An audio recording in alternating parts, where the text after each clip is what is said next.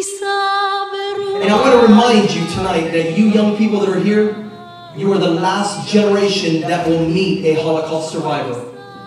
That's it. After this, you probably will never see one again. They are very advanced in years, and if the Lord tarry, this is it. So you are very blessed, not lucky, because this is an appointment. You're supposed to be here. Without further ado, I want us to give a big Central Florida welcome to Holocaust survivor, Mr. Irving Roth.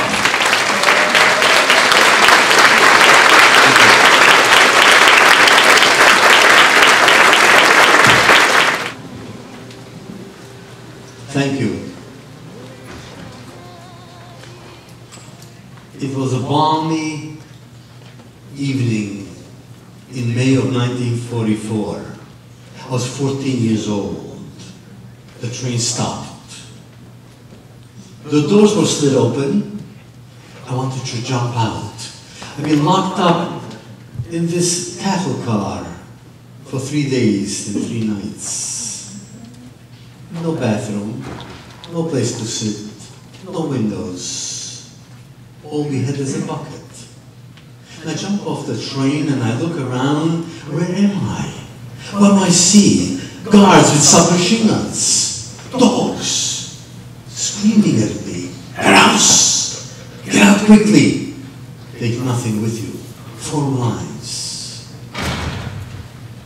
In the distance, I see flames coming out of chimneys.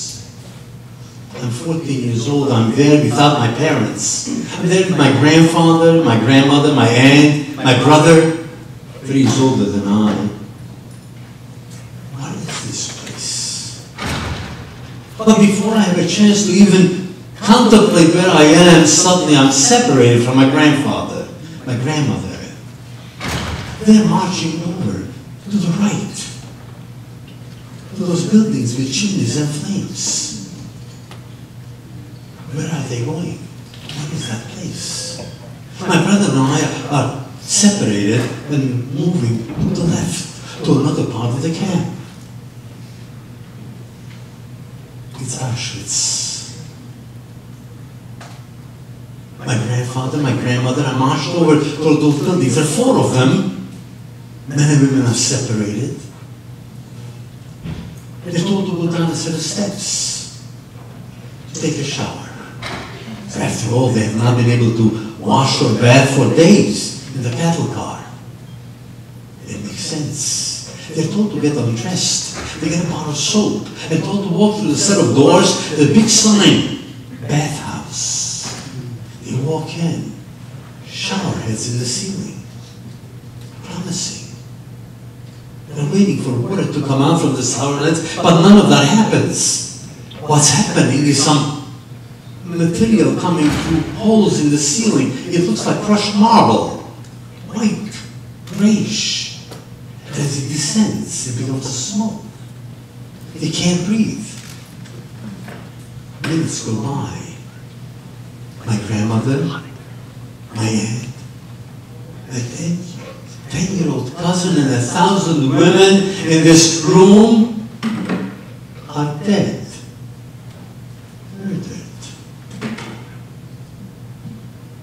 In another building, another 1,000 men, 1,000 women.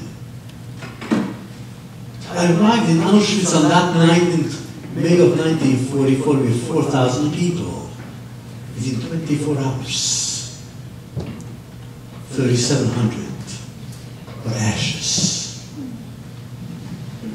My brother and I were separated, standing in line for formation for hours. Finally, I was converted. I was no longer a person with a name, and now I was a number tattooed on my arms. I now become the property of the German government to do as they please. How is that possible? What have I done? What crimes did I commit to be 14 years old? Be here. My life was converted. After all, I I was born in a country called Czechoslovakia in 1929. In a democracy. I was the second child. In a wonderful place with wonderful parents. In fact, just to share with you a few moments of my early life, I was the second child. My brother was 3 years older than I. And so as you can imagine, as all those of you who are firstborn know, that the firstborn child is the center of the universe. And so my brother, age 3, precocious, realizes that he is controlling the family. He's in charge. He's the king of the hill. And suddenly mother leaves for a few days and comes back with an interloper. A new creature. Competition. My parents evidently must have read Dr. Spock's book because before he actually wrote it, realized that there's a problem. And so in their full understanding, they said, you know, this is not going to be easy. He may not like this kid. And so they hired a nanny. They said, let the nanny take care of the baby. You want the rules way back in the back of the house. And he still is king. In time, maybe, they just get used to it. So I begin my life with a nanny. The nanny is not Jewish, she is Roman Catholic. I am Jewish. She is with us. 1 year, 2 years, 5 years, 6 years. Wonderful. You know, it was great to have a Christian nanny. Because as a Jewish child, you get presents, Hanukkah and other. But having a Christian nanny, you also get presents, Christmas, you know. Good stuff. And so I begin my life in a rather comfortable way. We live in a city of 7,000 people, about 2,000 Jews, eastern part of Slovakia. I live in a house with my father and mother. However, my grandparents lived in the same house. My grandfather owned the house. And that was another interesting aspect of life. At a very early age, I realized that at times I wanted things. And my parents said no. But I also figured out that if you tell your grandfather how much you love him, it's all easy. And so I begin my life in a rather pleasant fashion. I start school. Now in my town, in all of Czechoslovakia, everybody went to the same school. It was a public school. First day of school, 1935, I'm 6 years old. I look around my class and I see lots of kids. Some girls. Some very pretty. One particular girl I thought was the most magnificent creature ever walked this earth. I recognized it at age 6. But I will tell you, it took me about 3 months to go over to her and say hello. And by the end of that year, I carried her books. Now, she wasn't Jewish. She happened to be Russian Orthodox. By the end of the second year, we did homework together, we became good friends, and continued on. By the end of the third year, never mind. Anyway. And so I go to school, reasonably good student, I play soccer. I excel in soccer. And lunch. And so my life as a child in this country called Czechoslovakia, fantastic. I live in a house, I have a nanny, I go to school, I have a girlfriend. Life is beautiful. But all that changes. In 1938, Germany decides it ought to expand. because one of the major policies of Nazi Germany, as established in the charter, is expansion, the control of Europe. The second piece, the destruction, elimination of the Jews, is part A, expansion part B. And so they passed many laws from 1933 to 1938 in Germany against the Jews. But I really don't know that. I don't live in Germany. I live in Czechoslovakia, a democracy. How do I know that? I don't know. But in 1938 September, there's a conference in a place called Munich, Germany, between two groups of people, French, English, German, Italian, and they presented with a proposition. The Germany tells the English and French, we want a piece of Czechoslovakia without an interference. Because if you interfere, World War II will begin. So you have a choice. And so they sit together in Munich in September of 1938, and to avoid war, the Prime Minister of England, Mr. Chamberlain, signs a piece of paper with Mr. Hitler. We give you Czechoslovakia, or a very short, small piece, with the condition you will not attack anyone else. Germany signs this. Britain signs this, French signs this. The Prime Minister Chamberlain flies back to London and waves a piece of paper in his head. We have now peace in our time. There shall be no war. Euphoria sets in. That's in September of 1938. In the spring of 1939, the German army takes over half of Czechoslovakia. So much for an agreement. And suddenly, I live in a new country called Slovakia. A country which aligns itself with Germany with basically the same concepts and ideas. The destruction of the Jews. I'm 10 years old. It's the summer of 1939. I've been going to school, I have friends, I have a girlfriend, I play soccer.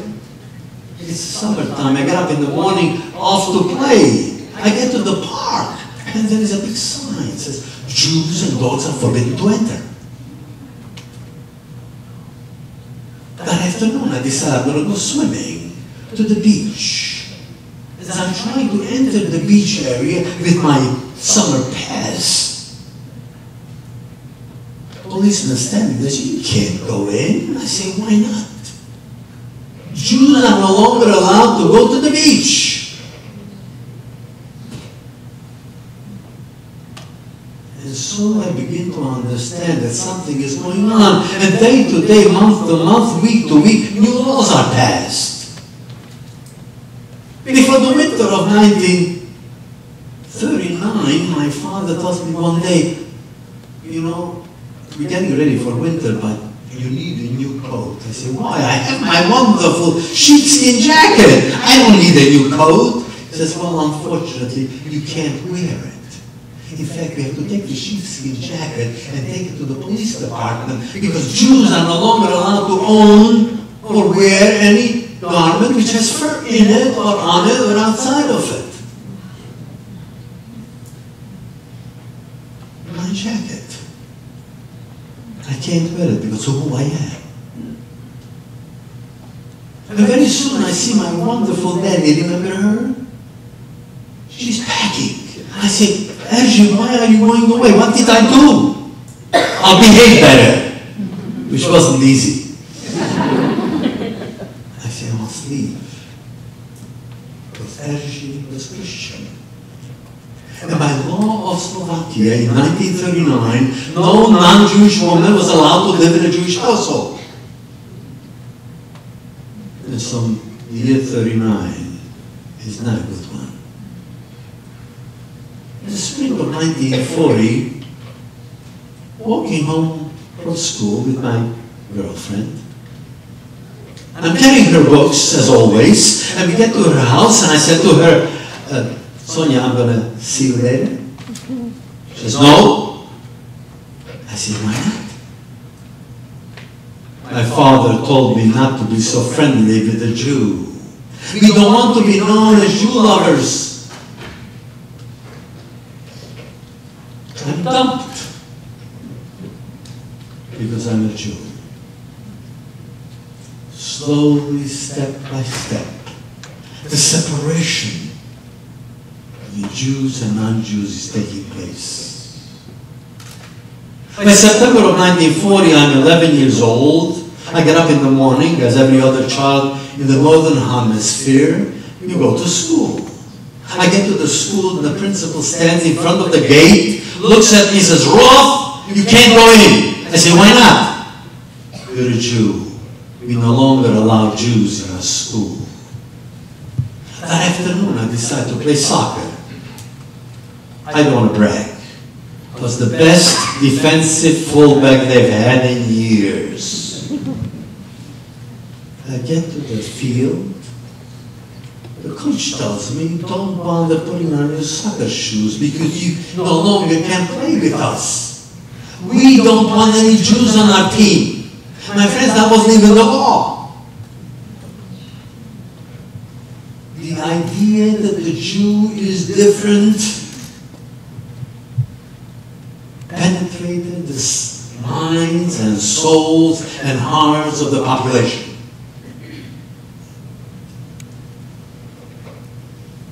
Not only was I thrown out of school, every single Jewish teacher in the whole country was thrown out on that day. In fact, very soon, Jewish attorneys could no longer practice law. Jewish doctors lost privileges in hospitals. And finally, the last piece of economic oppression against the Jews.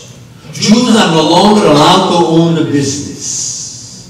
My father had a business. It was a fabulous business. He produced railroad ties. You know what those things are? You know, those.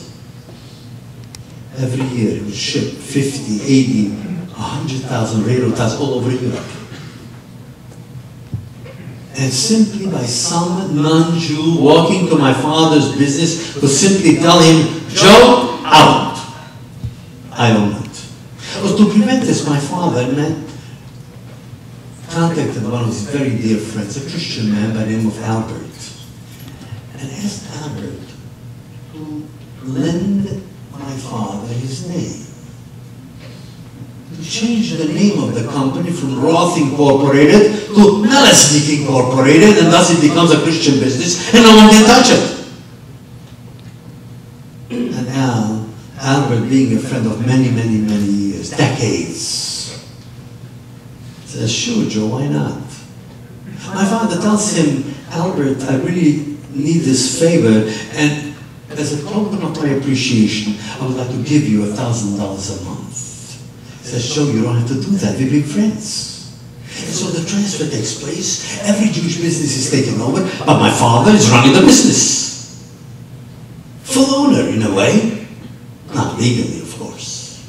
3 months go by, and Albert comes to see my father and tells me, Joe, we're partners. I want half the profits. And 3 months go by. Armed with the books under his arm, he walks into the office and says, Joe, I like the way you're running my business. I'm not going to fire you. But the profits are mine. Betrayal. Betrayal by friends. It's 1941. Germany has been expanding. By the summer of 1941, Germany has taken over all of Europe, except for the Soviet Union, until June of 1941, because the Soviet Union and Germany had an agreement, a non-aggression pact, saying, you will not attack us, we will not attack you. A piece piece of paper. But in June of 1941, Germany attacks the Soviet Union and penetrates deep into the Soviet Union within 80 miles of Moscow. And so Germany is in control of Europe. But simultaneously, it is not only in control of Europe, but of Jews of Europe. 11 million of them. And so in the summer of 1941, Germany decides to begin the elimination of every single Jew of Europe. How do you eliminate people? You get men to volunteer, teach them how to fire machine guns, go to villages and towns and cities, gather the Jews together, and machine gun them. And thus begins the first part, part A, of the final solution to the Jewish question. The elimination of every single Jew in every part of Europe. And so in Eastern Poland and Western Russia,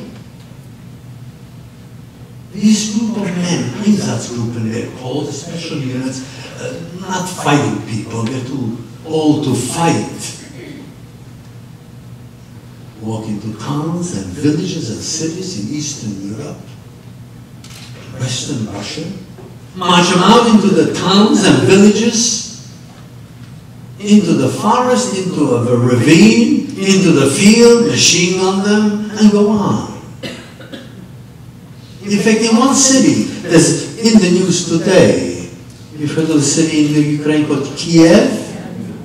In 1 day, 2 days rather, in 2 days, in 1941, these Einsatzgruppen people take 32,000 Jews out of the city of Kiev and murder them.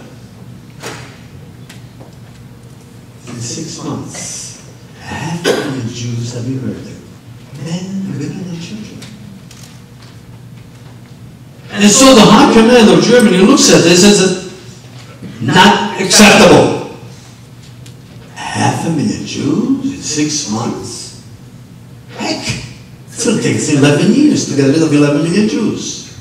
Unacceptable. And so they convene a conference on January 20th, 1942, in a place called Wannsee. If you don't know where Wannsee is, it's a suburb of Berlin.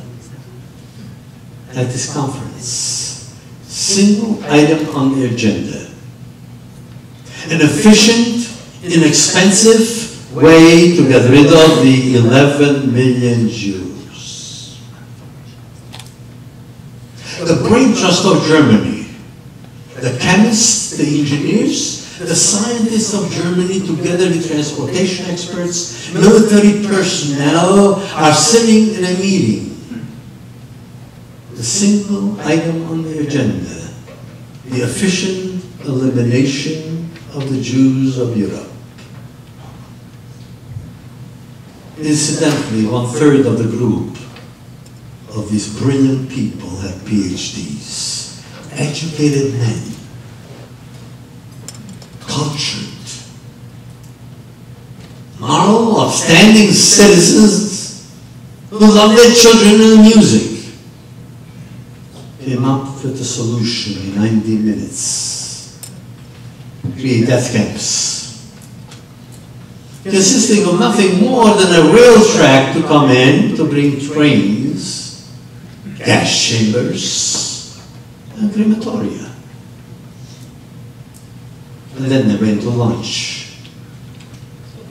By the summer of 1942, Auschwitz and Treblinka and Majdanek and Sobibor and Khmelno and Belzec are in operation. Slovakia decides to get rid of its Jews. In the middle of the night, summer of 1942, is a knock on every Jewish home in my town. Of the 2,000 Jews, 1,800 are gathered together, marched into the synagogue. The synagogue is locked. Guards outside with submachine guns. And for a day and a half, the Jews are locked up in the synagogue. The synagogue is a lovely place. It has a sanctuary. but no bathrooms, no running water. 1,800 human beings are locked into the synagogue for a day and a half with no bathrooms and no running water. A day and a half later, they marched out to the railroad station, tracked cattle cars, shoved in, and disappeared. My friends, my relatives, my cousins are gone. My school, Jewish school, that was created after we were thrown out of school, had 300 students. Now there are 11 of us with one teacher. Day after day, we're wondering what will happen next. 3 months go by, and one morning, I'm in synagogue with my grandfather, and as we walk in, there's a policeman arrests my grandfather. Simultaneously, another policeman arrests my grandmother. We know what's going to happen to them unless we do something. And we actually managed to do something. We managed to get my grandparents out of jail. But we know we're in trouble. And so we must decide to do something. So we leave. We leave for another country called Hungary, right next to Slovakia. Hungary was a fascist country. But their idea of how to persecute the Jews was a bit different, much more intelligent in a way. They say, we're fighting a war. We need manpower. Why don't we take all the Jewish men, put them into a slave labor force, attach them to the army, let them do all the work, let them fix the roads, build bridges, clean the tanks, find the mines in front of the tanks, pay them nothing, of course, feed them very little, leave the families at home, and let the families send food to the men, and for no cost at all, we can have 300,000 people working. When the war is over, we'll get rid of them. And so the Hungarian Jews in 1942 and 1943 are at home, in their homes. We managed to get to Hungary. I've got to tell you about Hungary. I get to Hungary. Where am I? A small village. I'm there with my aunt's house. Wonderful cook. Lovely, easygoing lady. My grandparents are there, my brother and I. My father and mother were off to Budapest because we thought, my father needs a job. And he gets a job. It's 1943, it's 1944. At the beginning of 1944, the whole war situation has changed. By the beginning of 1944, the Americans have taken over all of Italy. The Russians are approaching Poland and Romania. The American airplanes are hitting Germany day and night, destroying their infrastructure and their ability to make war. So by the beginning of 1944, things look good from the perspective of Germany being destroyed. And I am alive, living a wonderful life in my aunt's house with very little supervision. My parents are in Budapest, so I am having a bloody good time. I don't go to school because I can't speak Hungarian, so I play soccer, waiting for the war to end. The spring of 1944, Germany, together with the Hungarian Nazi Party, decide it's time to get rid of the Jews. Because after all, by the beginning of 1944, most of the Jews of Europe were dead. Except a large contingent of Jews living in Hungary. With the help of the Hungarian police, 453,000 Jews, men, women, and children, in 53 days, are taken from their home into cattle cars to Auschwitz. That's how I got to Auschwitz.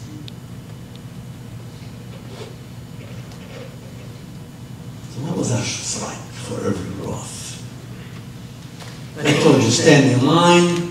Finally, after many hours, I become a number. tattooed on my arm. Eventually, through a whole bunch of steps, I wind up working. Now, I'm 14 years old. Nice Jewish boy living in the city. I'm assigned to work in the fields, plowing drained swamps using horses. Now imagine my first day on the job. I'm assigned these two Belgian work horses. One name was Karlsruhe. And my job to get the horses from the field where they're grazing to the stable, clean them, feed them, give them water, take them out into the field and hook them up to this thing, a plow. How do you do that? I know about horses. The head, the tail, the body. I know what a plow looks like, but how do you connect these two? I learned quickly. You don't learn, you don't live. And so I learned how to do that, and I'll tell you the truth, I'm now turned 15 by September of 1944, and I learned how to do that, but work was hard. Early morning to late at night, and then limited food. Black coffee for breakfast, soup for lunch, and a piece of bread at night. I was always hungry. I was also very tired. But in Auschwitz, there's one other thing. Some nights, when we came back from work, rather than being marched into the camp and go into our barracks, get a piece of bread, wash up, and go to sleep, because early in the morning you have to get up. We marched to the showers. To the showers. Which by itself wasn't bad, except for one small detail, and that is that on many occasions you would get into the shower, get undressed, and begin to walk into the shower with a piece of soap. Maybe a doctor in uniform look at you and see if you should continue to live. Spend no time at all, simply as you're walking in, he would look at you for an instant of time, look at the number of your arm, and if he thought you were dragging your feet, or you're walking bent over, or you had some boils, he would decide you're no longer useful. And so a new number would appear on a piece of paper, and the next morning a truck would take you to the gas chamber. Life and death were decided in a moment of time.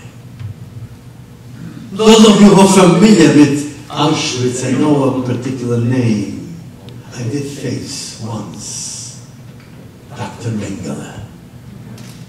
Fortunately, he thought I was still okay, and so I survived. As did my brother.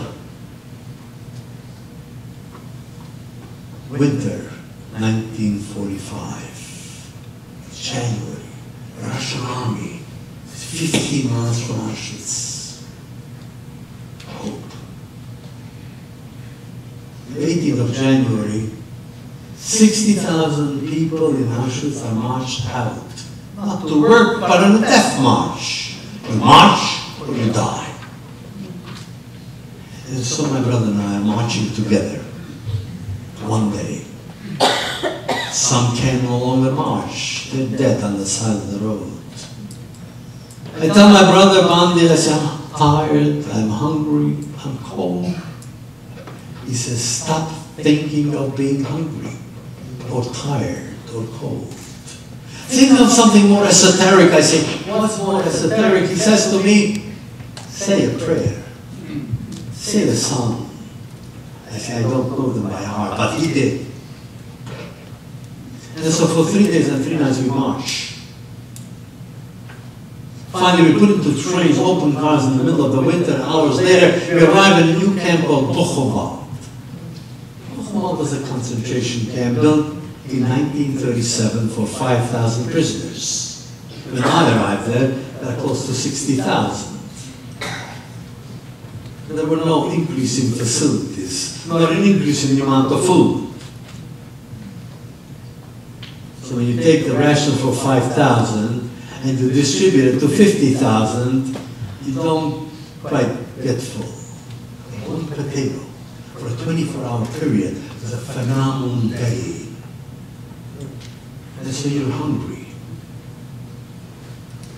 People lose weight, people die, people become delirious. They walk around without knowing where they are. And I'm trying to survive, and my brother and I are together. He keeps encouraging me. And one day, as we counted every morning and every night, my brother is taken away. Never saw him again. I'm alone. I'm 15 years old. I'm in a barracks with hundreds of other young people, 15 years old, trying to survive day after day. It is now April of 1945. The American army is approaching Buchenwald, and one morning I get up and we counted, and suddenly I see one group of 10,000 men are marched out of Buchenwald on the death march. I can't march. I weigh 75 pounds. I can hardly drag myself. And so I keep hiding every day. By the 10th of April, I'm hiding under a building, hoping nobody will get me. My luck. A guard comes along with a dog and begins to bark, and a few of us kids under the building are taken out of there, marched to the front of the gate. I'm standing in front of the gate of Buchenwald with 10,000 other Jews. The guards are gathering on both sides. They do the march out on the death march. We're standing there. The siren goes off. And American airplanes are overhead. They're bombing the cities around Buchenwald, Weimar, and others. But of course, we can't be marched out. Because bombs don't know the difference between a Jew and a bomb. Guards don't want to die. So they wait. By miracle, on the 10th of April, the bombing air raid around Buchenwald lasted the whole day, and I survived another day. Next morning, the 11th of April, at 11 o'clock, there wasn't a single solitary man in German uniform. They disappeared. And at 3 o'clock in the afternoon, on April 11, 1945, 2 American soldiers walked into our barracks. The Messiah arrived. So you really know what he looks like. I do. One was black and one was white. These 2 soldiers, young battle-hardened soldiers, they look at this group of kids weighing 75 and 80 pounds, skeletons shuffling along. These 2 men who have seen death broke down. Could not comprehend. And so they leave, and 2 hours later, the jeeps come down with food, huge vats of food. A delicious combination of split peas and pork. Fantastic. And so they tell us, kids, come on over, get your bowls out and fill them up. So they fill them up with this wonderful stew, and I look at this and smell it, and I inhale it. I don't eat it. Now, of course, my eyes are bigger than my stomach. I go back and have one more, and one more. I picked out.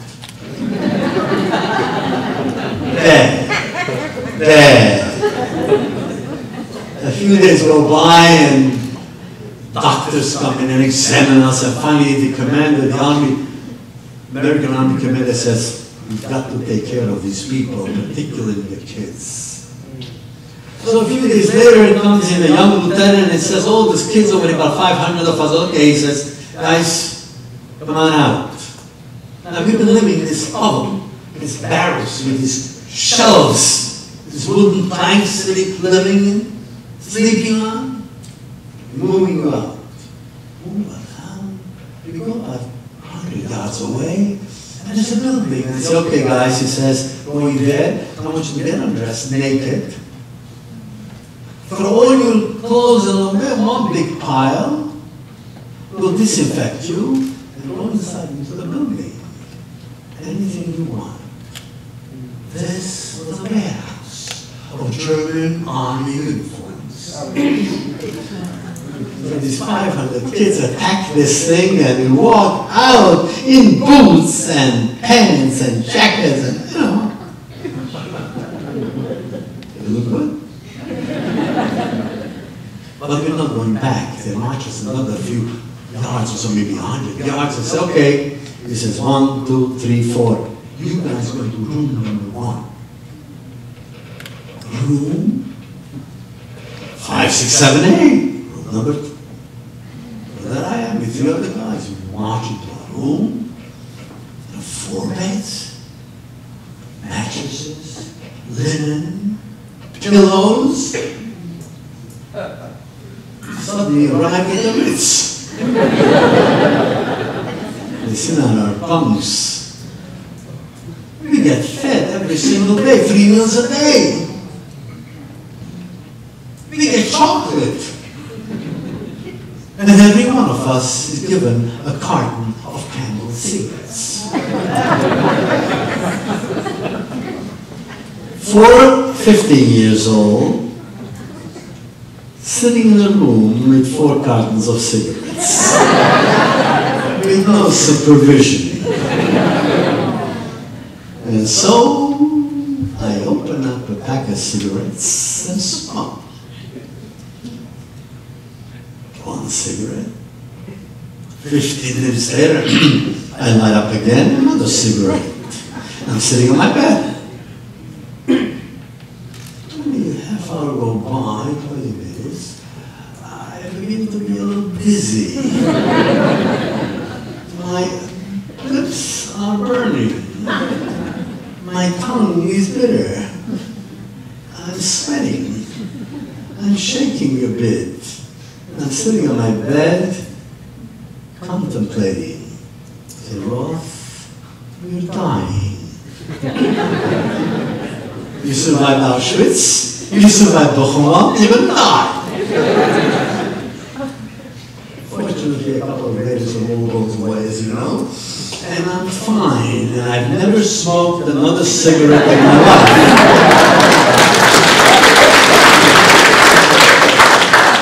Just to let you know, I didn't throw the cigarettes away. I traded it for chocolate. And so I'm alive. I survived Auschwitz, I survived Buchenwald. I'm alive, but I'm alone. I'm 15 years old. What should I do?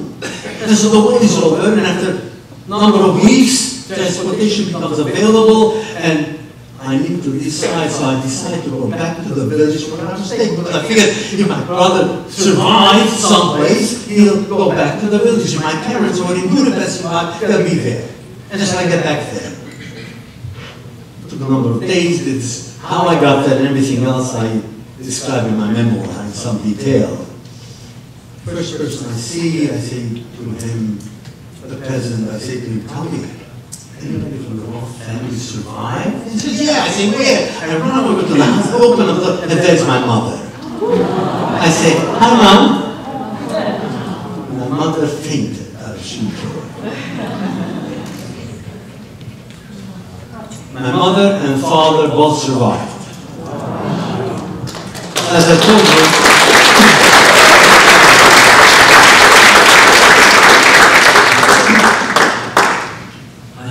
in Budapest. About 3 weeks before the Jews of Budapest will be shipped out and marched out on the death march or shot on the street and dumped into the Danube, my father is sick. Goes to a coma. He has typhus. He's contagious. Into the hospital is put in. Everybody gives up, including the doctors. He's going to die. The faster the better.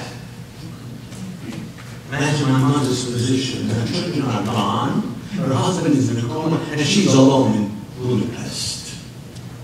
A wonderful nurse, a night nurse, a Seventh-day Adventist Christian night nurse, looks at my mother and wants to give her hope. Says to my mother, don't despair. Don't give up. Don't listen to the doctors. It's possible for him to come out of a coma. And so every single night, this wonderful night nurse sits by my father's bed and talks to him. Make sure he gets enough oxygen, enough IV. She does not give up, and after reads of this one night as my father is laying there and she's talking to him. And he moves his lips. At first she thinks it's a reflex, but then suddenly she hears. And in perfect Hungarian he says, "How have I been asleep?" My father comes out of a coma with absolutely no problem at all. Within days he's been discharged. But to what? You shot on the street. This wonderful lady, the Seventh-day Adventist Christian woman, offered my parents a place to hide. In her one-bedroom apartment, where she lives with her daughter, who is married, has a husband on the front line fighting the Russians, so he's not at home, and a child. They get there. They're hiding. Police come look for Jews, they won't find them. And one night, after many weeks, they found out the door. Into the hiding place they go. Police. It's the husband! The Hungarian Nazi soldier comes home to his apartment for 3 days. How do you hide 2 grown-ups in a bedroom apartment? You can't. So the wife, being intelligent, and also the husband will obviously, explains to him that we have some relatives, friends living with us, so it's a bit crowded. In fact, they're hiding here. But you mustn't tell anybody, because if you do, they'll be shot. And if you want to go to bed with me tonight, you're going to keep your big mouth shut.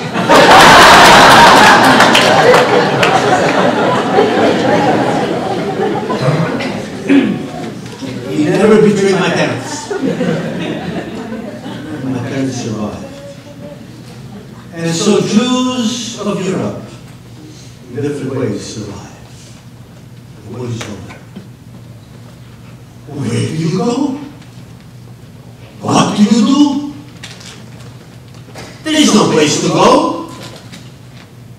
When we came back to our town and wanted to move into our own apartment, somebody's living there, and they were very nice to us. They let us share the house. Most places in Europe, Jews could not go back. They could not go back to the Soviet Union. They could not go back to Poland. And so they stayed in DP camps in Germany. 300,000 human beings survived the Holocaust, have no place to go. The gates of the world are open. And so through a whole bunch of circumstances which historically took place, and I'm sure you know, November of 1947, the United Nations votes to give for the Jews a place to live.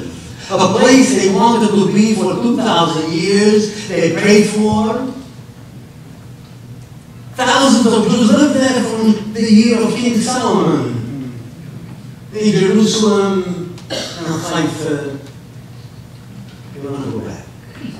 And finally the UN votes to take this one part of what used to be the Jewish state, of Judea, of King David and King Solomon, a small piece of part of it that becomes the Jewish state. Millions of people who don't like this, and the day that Israel is born, 5 Arab nations attacked the Jewish state, and through a miracle, and believe me, knowing something about military stuff, pure miracle, they managed to survive in 1948. But it's not enough. In 1956, there is another war, 1967, 1973, 1980, and on and on and on. Hundreds of millions of people want to destroy this little 2-by-9 state. And not only physically, by propaganda. They came along not so long ago and created a propaganda system which all came to be look. In fact, in 2001, there was a conference in Durban, South Africa, where they're supposed to, by the UN, which was supposed to be an anti-racial conference. It was not that at all.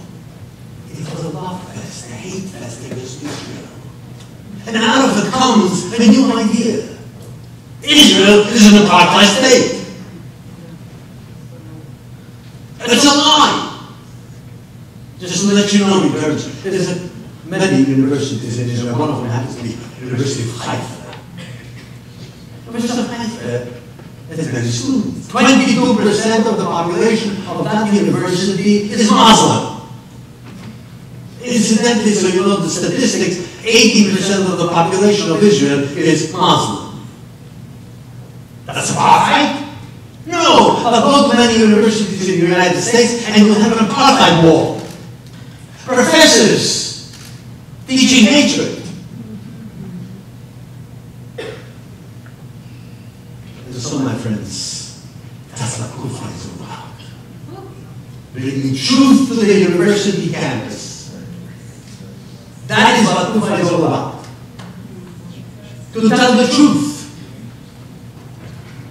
This place called Israel, the only democracy in the Middle East, where Jew and Muslim and Christian and Hindu or any other can live in peace together. Yet the propaganda is ungreat. So we ask our students, your children and grandchildren to understand the truth. But there's another problem, my friends. In 1979, the country changed. Iran. It became an Islamic republic. And it has a mission, like most other states, and one of the missions is the destruction of Israel. They say it clearly and loudly, it's not a secret. And they were building weapons of mass destruction. For 30 years now. Slowly, under the guise of nuclear energy for medicine and energy. And as the world recognizes this state is preparing nuclear weapons. And so a few years ago, the Western world decides this is not acceptable. We need to do something, so we impose sanctions. And the sanctions worked. Suddenly, Iran is economically bust. And so they changed their tactic. From being out there screaming and yelling, we're going to destroy and convert the world. First the little devil called Israel, and then the big devil called America. They changed their tune.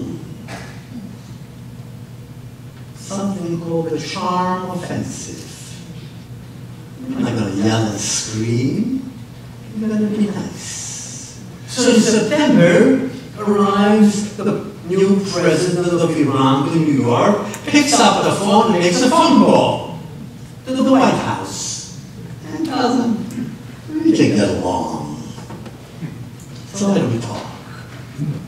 So they begin to talk. And suddenly there's a euphoria. We will not have a nuclear Iran. Oh, wonderful. You're going to destroy the centrifuges? Oh, no. We're not going to do that. I'm going to dismantle your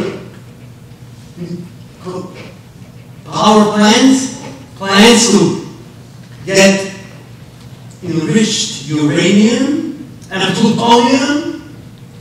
No. It's all for purposes of peace. That's the deal. Stop with the sanctions. Let us continue our economic growth. Let's not have any economic sanctions at us. And we promise what we will do is not build atomic weapons. And so we're sitting together at this now. With this rogue state, who is telling us they're not going to do anything, but they will not destroy their ability to enrich uranium, to continue their production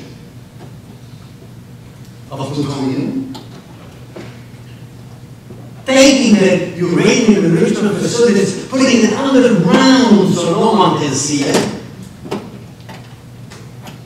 Meanwhile, making agreements with North Korea to build intercontinental ballistic missiles by their no intentions of building weapons. Have we asked the Iranian to denounce the idea of destruction of the Jewish state? No! Have we told the Iranians we will not even bother speaking to them until they dismantle the plutonium production, which only purpose is atomic weapons? Have we told them that we must dismantle the underground facilities? No! Are we exercising 1938 all over again? Are we now becoming the new Chamberlain of the 1938? Are we so stupid? So naive? My friends, the stakes in 2014 are much higher. When we didn't listen in 1938, the net result was that 55 million people died to destroy the Nazi machinery. How many tens and hundreds of millions will it take to destroy this evil power, whose objective is very clear, my friends? Let there be no question, because they tell you our objective is to control the Middle East, create a Shiite caliphate, and eventually put the Sharia law to Washington, to fly the Sharia flag over the White House? Are we going to allow to do this? No, my friends, we can't. If we want to remain as a democracy, if we want Western civilization to survive for our children and grandchildren and great-grandchildren, we better tell the guys in Washington, don't be idiots! Don't repeat the mistakes of 1938. Thank you very much.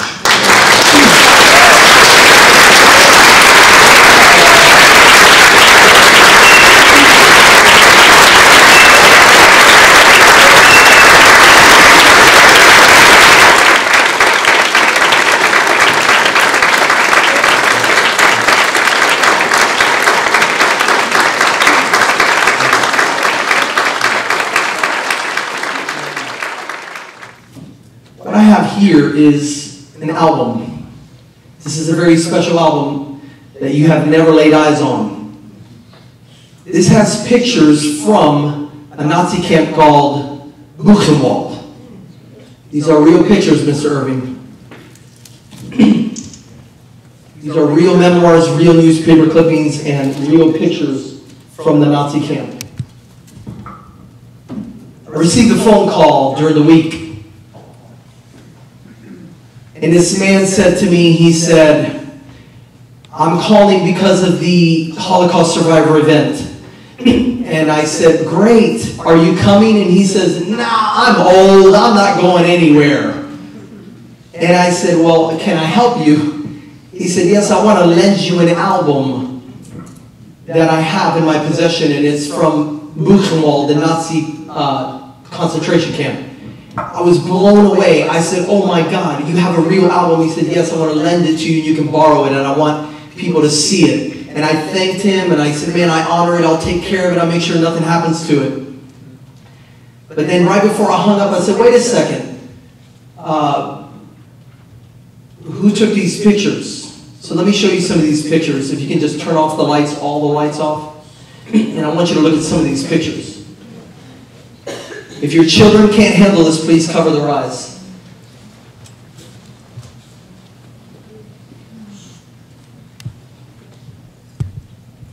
They're the ovens in Buchenwald where they used to burn the prisoners. There's a pile of bodies of people that were killed by the Nazis, and an American soldier looking at them. This man, his name is Kenneth Berthold.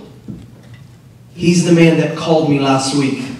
If you can turn the lights on, I'd like to introduce to you Mr. Kenneth Berthold that was there at the beaches of Normandy.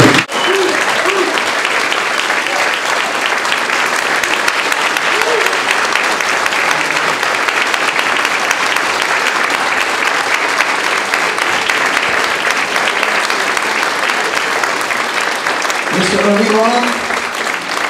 Thank you.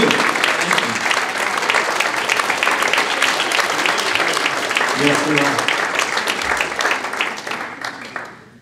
You may be seated. I know there's not a dry eye in the house.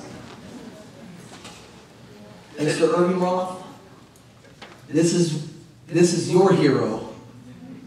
And these are the men that helped save all these people. And he's going to try to sneak out of this, but you're not moving. I got the microphone. I'm in charge. Corporal Berthold, he is the man you see in the picture there. And he was at the Battle of the Bulge, and he stormed the beaches of Normandy. And he is part of the American heroes that are the reason why the Holocaust ended. And today we are so honored. He's a resident of Orlando, and our one and only true God, Hashem, He made it so that that man could be here. And he called me for a tiny little article this small. And I thank God in heaven for bringing these two men together. This is a historic day, and I thank God.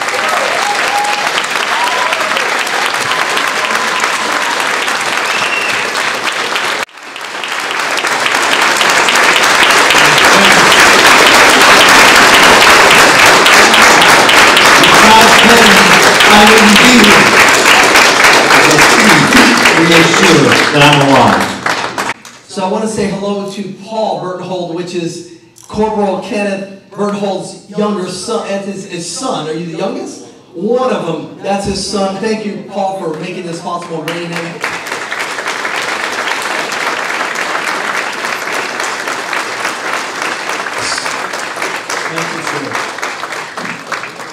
So today we want to honor you, Corporal, with an award today. And this is a soldier that is kneeling down with his rifle. And he's praying. And it says on one side, in God we trust. On the other it says duty. On the back it says faith in God. And the one most important one, it says servant. So today we want to honor you, Corporal Berthold, for your honorable service, everything you've done for our country. You're a hero to me. You're a hero to all of us. And today, all the veterans that are here, we salute you, sir.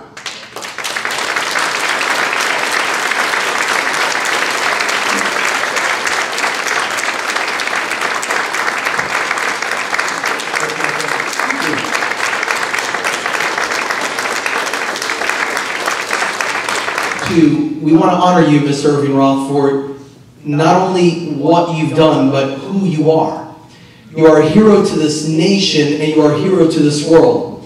And today we'd like to honor you with this small token of appreciation. And this is on behalf of CUFI and United West. Mr. Allen, please wave your hand. He's here from United West. He's a good friend of mine also, right there on the camera. He's so shy. Go ahead and wave your hand. So we have this, it's not a crystal ball, so don't rub it. It won't tell you the future. But it is a globe. It's a world, and it says, Christians United for Israel honors Irving Roth. You are a world changer. February 20th, 2014, Mr. Irving Roth.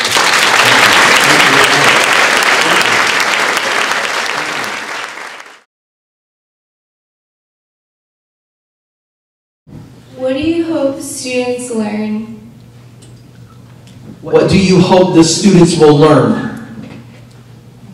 They will learn the fact that the world is the place it is, but there are evil people with evil agendas. Learn.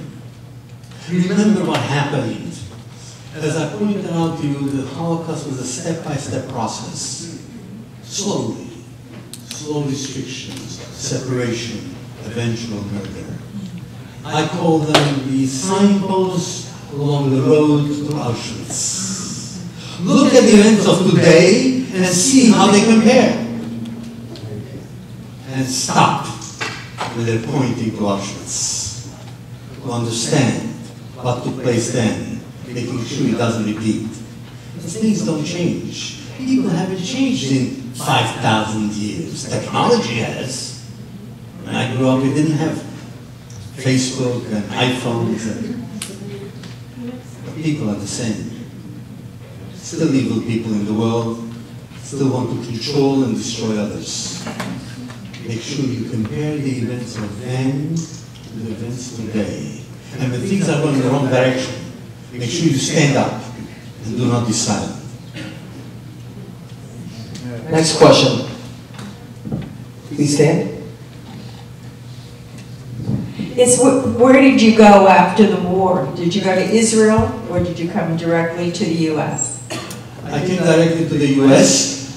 We actually applied for a visa to come to the United States in 1939. And we had all the papers and everything else, but as you know, there were limitations how many people can come, so we were online. In 1939, the quota for people from Slovakia was 6 years long. And so we managed right after the war to reapply, because we had a number already. We were ahead of the line. So in 1947, February 11th, I landed in New York.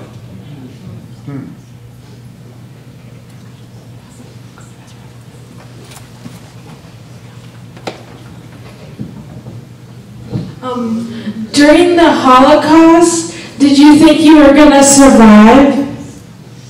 I prayed to survive. I wanted to survive. I hoped for it. Yes, there were moments I wasn't sure, and if you read my memoir, you'll see some of the moments where things look very iffy.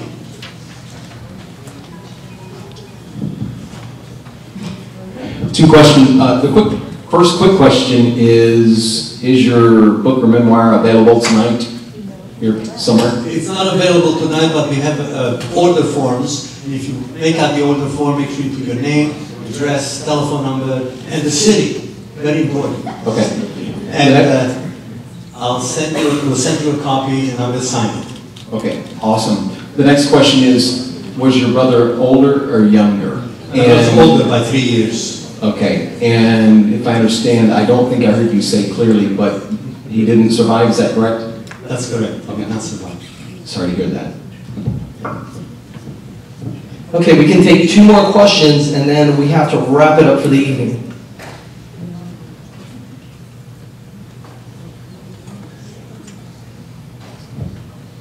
Have you forgiven them?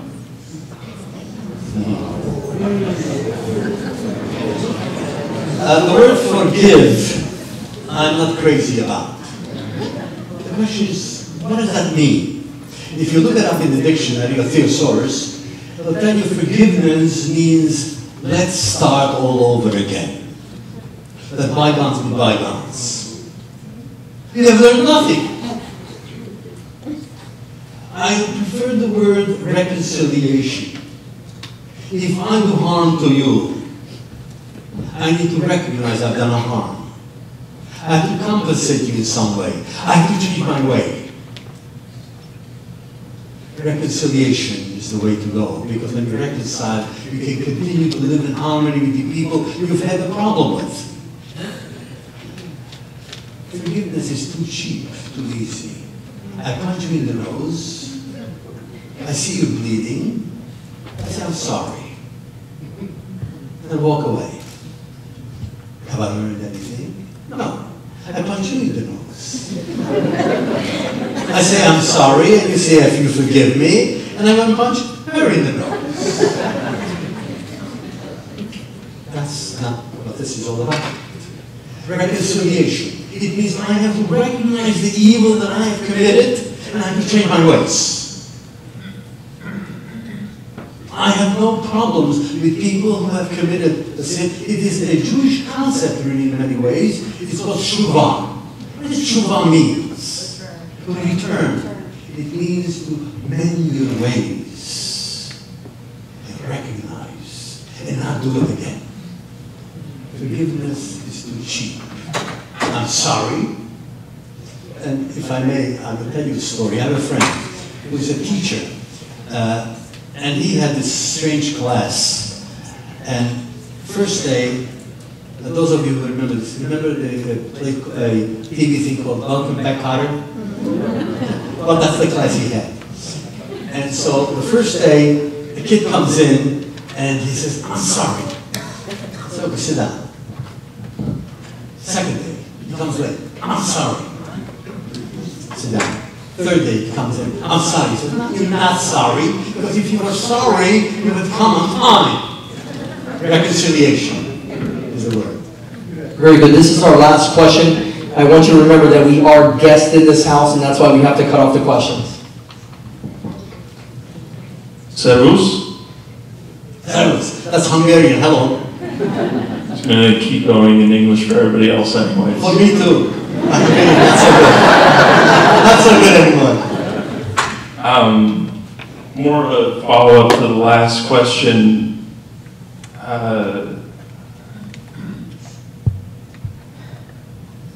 Looking back through the eyes of a 14-year-old in the concentration camp, this is hard with the echo. Did it ever seem like the guards, the Nazis, people pushing humans through like cattle, did they ever seem more like monsters than men? Or was it always very obvious that they were human too? Not that they're human necessarily, or behavior is human, but they were not monsters. That's the scary part. That's the scary part, my friends. This was not committed by monsters. This was committed by normal, everyday human beings like you and I. And that's the scary part.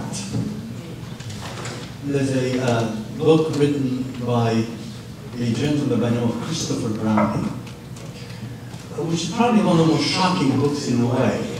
Remember I talked about the idea that they put together these Einsatz, these men whose job it was to learn how to fire machine guns, go out into the villages and towns and gather children and men and women and simply machine gun them. Who are these people? Psychopaths? No. Christopher Browning has done a tremendous job looking at the names of these people, where they were from, what they did in life. And you suddenly realize that the people who committed these crimes, the people who went out into the eastern part of Poland and machine gunned men, women, and children, were farmers and pharmacists, doctors and lawyers, not monsters.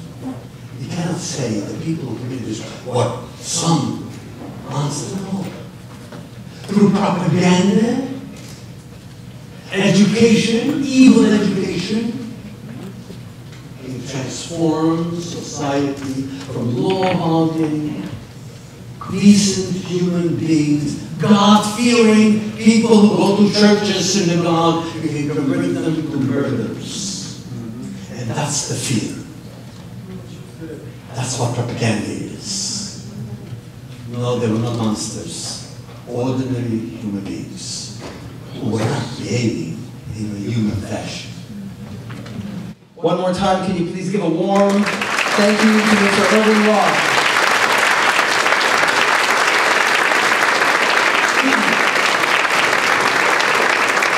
Question for you as well. What do you say to the college kids as far as with the BDS movement, boycott, divestment, and sanctions, and the Israeli apartheid that is so prevalent on campuses and the silence coming from groups, Jewish groups on campus, or the failure to address this issue?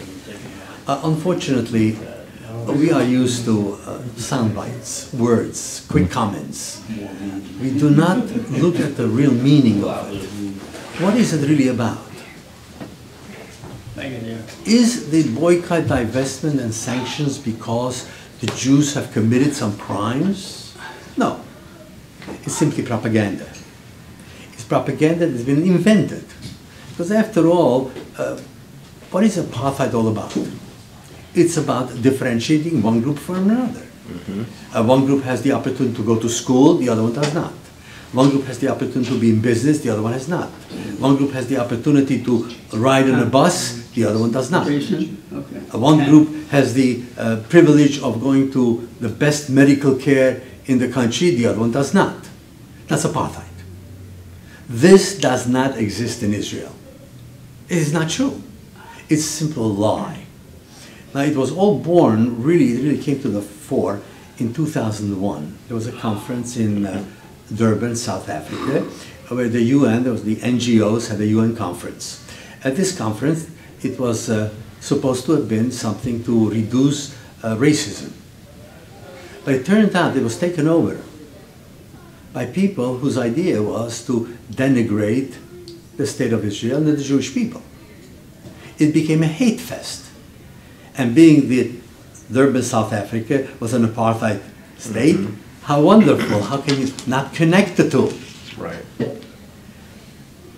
22% of the students at the University of Haifa are Muslims. 18% of the population of Israel are Muslims. Would you call that apartheid? Just statistically, it's not true. I call it Jew hating. Exactly.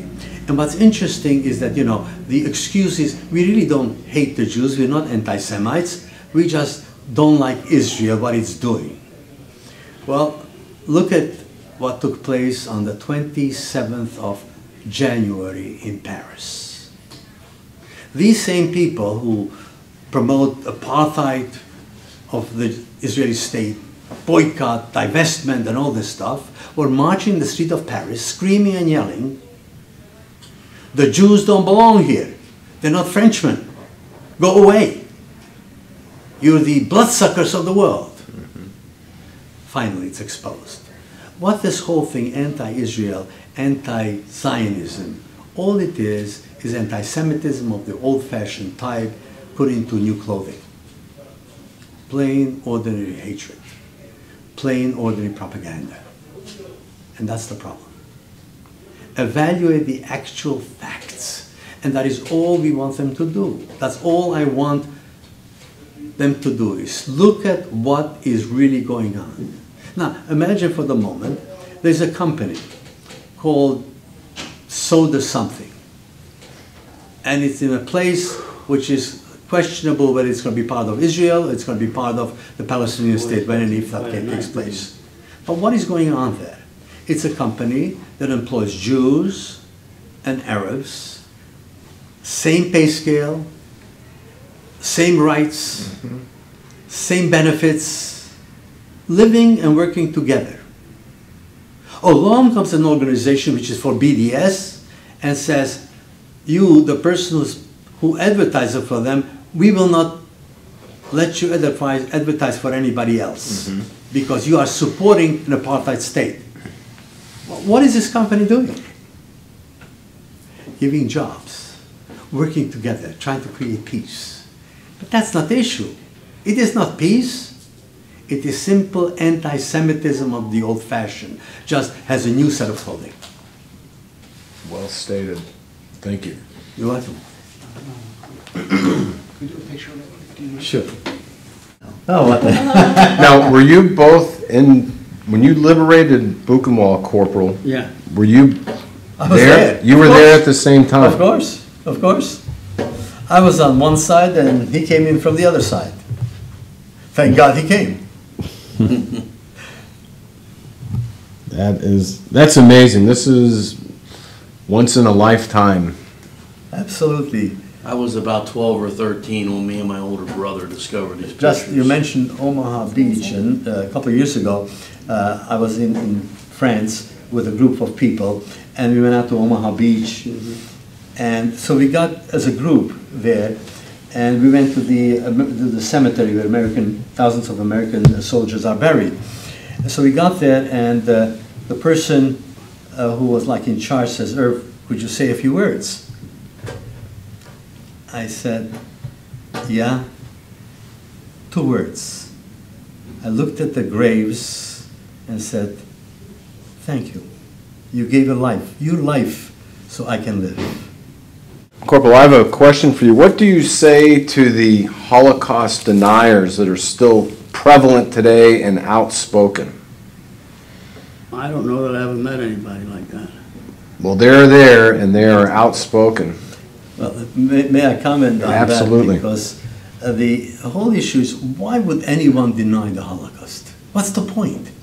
I mean, we know there are such people who deny the fact that the earth is round. Well, that's okay, that's sort of cute. It doesn't matter, does it? Our navigation system, our GPS system doesn't change just because some people are saying that. So why is it so horrendous? Unfortunately, people have bought into the idea that the reason Israel exists is because of the Holocaust. And therefore, if the Holocaust didn't happen, Israel has no right to exist. It's simply anti-Semitism in another form. It's part of the rhetoric of anti-Semites. Propaganda. Pure propaganda. It's well thought out, by the way. This is not done by people who are simply ignorant. These are intellectuals who happen to be haters. Well, didn't it begin with Imam Husseini, who was a partner to Hitler, and then his nephew, Yasser Arafat, continued what you survived in the Holocaust and what you liberated, sir? Exactly. Exactly. Is that a continuation of the Holocaust? Absolutely, absolutely, because the whole point is, and the unfortunate part, that people bought into the idea that the reason for the existence of Israel is the Holocaust. In other words, the Allies wanted to somehow compensate the Jews, so they gave them a piece of land, somebody else's land. Right. It has nothing to do with the issue. The Jews lived there 2,000 years ago for 1,500 years. The place that is now called Israel and the Palestinian territory and Jordan used to be once upon a time something called Judea, a Jewish state. And it has never been anything else. The Greeks came in and took over. It was an occupation by Greece, by the Greek Empire. The Romans came in. It was an occupation by the Romans. The Muslims came in. It was an occupation by the Muslims. The Christians came in. It was an occupation by the Christians. The Muslims came back. Eventually, Turkey takes over. So it's always the same areas occupied by different people. Eventually, England becomes the trustee in 1917. They become the mandating power. They're occupying that land. This land, which we call Israel, has always been occupied by foreign people. Finally, one small piece of it becomes back to its original owners. And that's the truth. Well, thank you so much for your time. I've got one more question if you're still ready. Well, we do have to lock up the building. Oh, okay. Real quick question. It'll be real quick. Two-state solution for Israel versus one state. President Barack Obama wants Israel to go back to the 1967 borders. What are your views? The problem with the 1967 borders is the fact that they're not defendable. Correct. They're not defendable. Now, let me tell you, 1938, right? Germany says all we want is Sudetenland. Now, why Sudetenland? Because that's where the fortifications were. Once it gets Sudetenland, Czechoslovakia can no longer defend itself. Going back to the 67 border, it's not defensible. To give you an idea how this works, there's an airport called Lod, which is outside of Tel Aviv. If you go back to pre-1967 borders, you land in Tel Aviv, and there is a cannon which can shoot 7 kilometers sitting there looking down at the airport. How comfortable would any one of us be landing at LaGuardia Airport with a cannon sitting on top of the Empire State Building? It's an indefensible position, and yet President Barack Obama is pushing this forward, and there's many in the Jewish community that are going along with him. Why? What is this madness? Unfortunately, people don't understand the totality of the problem. The question is not land, because you can always change land. You can give and take. It's just real estate. if there were peace, if there were a two-state solution, and which eventually I hope there is, it really doesn't matter what the borders are. The Palestinian state eventually, if it wants to live in peace with Israel, will be trading with Israel. Palestinians will be working in Israel, Israelis will be working in Palestine. It'll be one, effectively, an economic unit. Who cares what the borders are? That's not the issue. The issue is saying, I think it's appropriate that you be my neighbor. Until they say that, there is no issue of borders anymore. How do you evaluate? You're negotiating with someone who says, let's negotiate, let's discuss. Meanwhile, says, oh, by the way, I keep the right to kill you. Now let's negotiate. Is it going to be tomorrow or 3 months from now? This is idiocy. People speak of the idea that, acknowledge the fact that Israel exists. That's not the point. The point is, I acknowledge the fact that you have the right to exist, and I'm not only willing, but want to live with you in peace. And the moment you say that, and take the arms off the streets, there's no problem. It's that. It's the hatred, it's the idea, I don't want you to exist, is the problem. Well, thank you so much. Thank you. Really.